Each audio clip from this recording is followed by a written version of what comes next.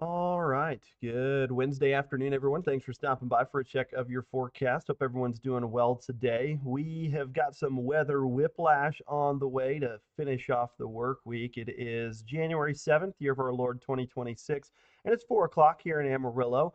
So, starting tonight, we'll be dealing with some unsettled weather that will be in the form of some scattered rain showers, perhaps even a couple of weak thunderstorms in the southeast panhandle. As we transition to tomorrow, that will turn to more windy weather and drier conditions. It's going to be the lull in between two systems.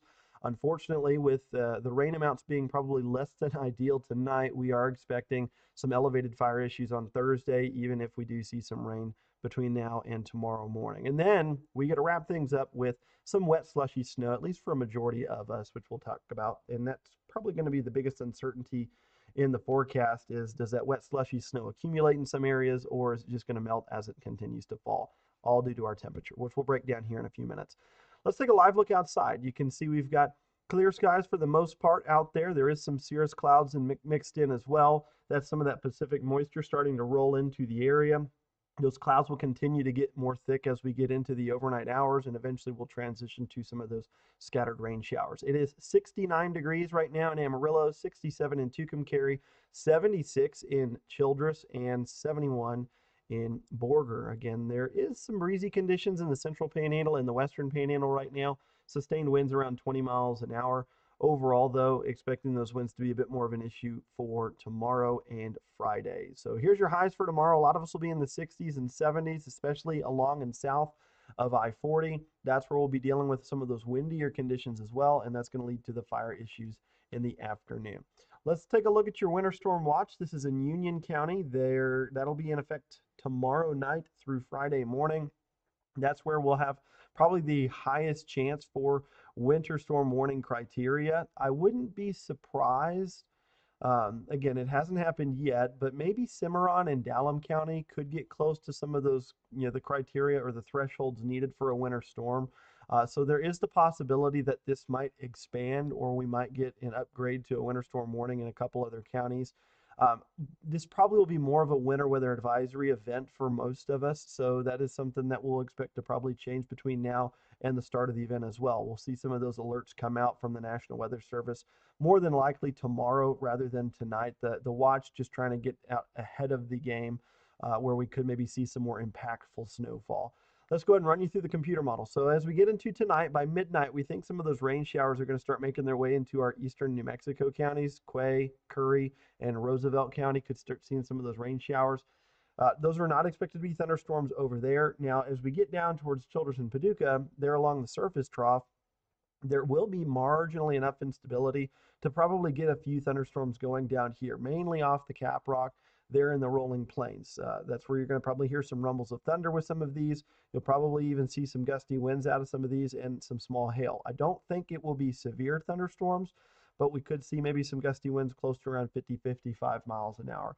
Then the dry slot of this storm system starts to pull into the area, so that clears out those clouds. Should see a lot of sunshine tomorrow afternoon. Temperatures above average, and again, a west wind, kind of dry, will lead to probably some fire conditions. Even though we have rain tonight, it won't be a lot. Most of us are going to see less than a tenth of an inch of precipitation, so not meaningful, but enough to maybe dampen the ground briefly. But with that wind tomorrow, it probably will dry us out pretty fast. And again, we've got a lot of 1 hour fuels here, which just means it takes 1 hour for the humidity in the fuel to reach an equilibrium state with what's outside. So grass dries out very fast. Even if the ground is wet, the fuel is dry. So if a fire were to get going, it could spread pretty quick tomorrow. Here's the second system that's going to provide the precipitation. You can see there is blue mixed in. That is some of that snowfall that we are expecting and anticipating. Notice the temperatures. It's 36 in Amarillo around 8 a.m. The big kicker in question will be, what is the temperature when the precipitation is getting to the surface? Because the model, while it is becoming more excited about totals for moisture, it's actually starting to keep us a little bit warmer, and it might be a very conditional event where there's temperatures are around 32, 33 degrees on top of the Cap Rock, but if you get down in some of those valleys like the Canadian River, and then down there in Canyon, down in Paladuro Canyon State Park, some of those areas might be 37 and 38 degrees, and that could make or break the difference in seeing snow accumulation versus seeing snow melting on contact with things. We don't have a warm nose Friday, and so we're still confident that we could see snow getting to the surface, even areas like the southeast panhandle, so at some point Friday afternoon. But whether or not we see snow accumulating is, I think, the bigger uncertainty. Unfortunately, that's probably what most people want to know is how much snow is going to stick. There could be 4 inches of snowfall.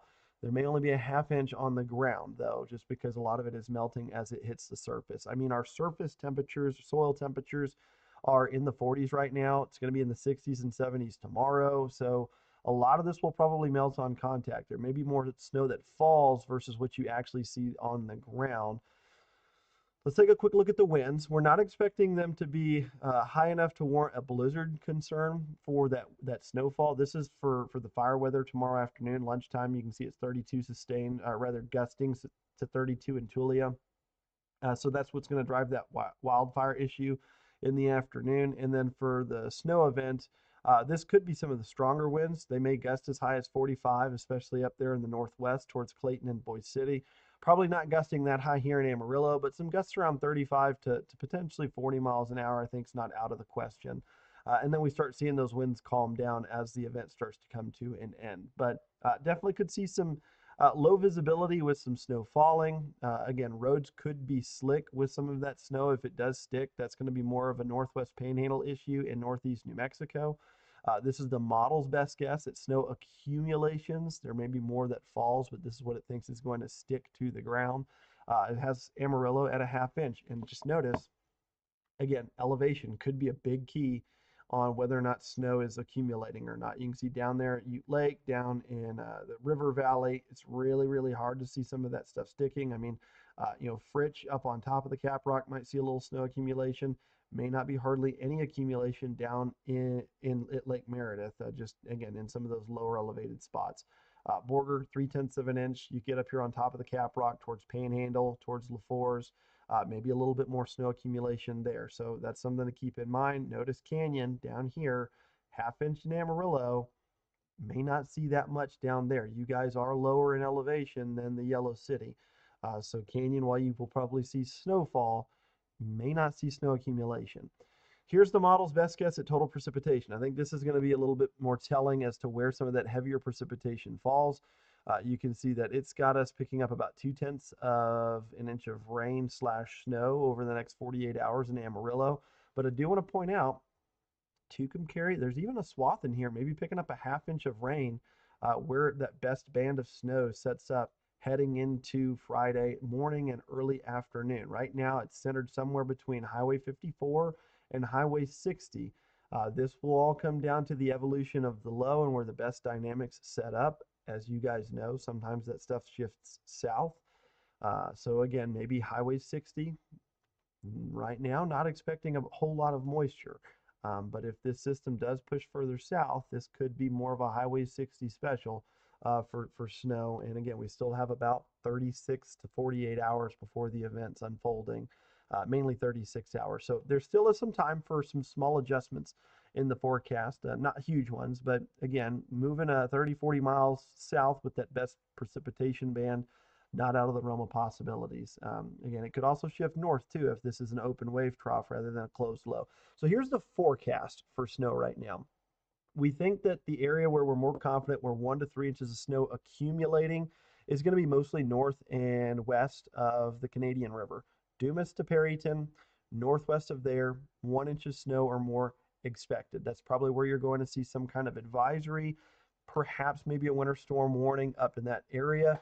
We have the Highway 60 corridor from Pampa to Amarillo down towards about Umbarger, and then down the highway or down Interstate 40 from Amarillo, really kind of Groom, all the way down towards Tucumcari in a highlighted area. Right now, forecasting 0 to 1 inches of accumulating snow. If the temperature's 32 degrees or 30 degrees while it's snowing, that number could certainly go up, especially if we see a southern shift in the best amounts of precipitation. I just think there's going to be a lot of melting ongoing here, and we may not see the heaviest snowfall or snow rates. And so that's where we'll probably struggle to see accumulating snow. Probably going to snow, Just a lot of it's just going to be falling in the sky and then melting on the surface. So it probably won't be much of a slick road issue, more than it will just be a low visibility issue for your travel concerns on Friday morning. You'll probably see slick roads and low visibility up here. Dumas, Dalhart, Channing, Boyd City, Texline, Clayton, Des Moines. You guys will probably see anywhere from 3 to 6 inches of snow up here in the north side of Union County. Um, Back up towards the northwest corner of Cimarron County could also see 3 to 6 inches of snow.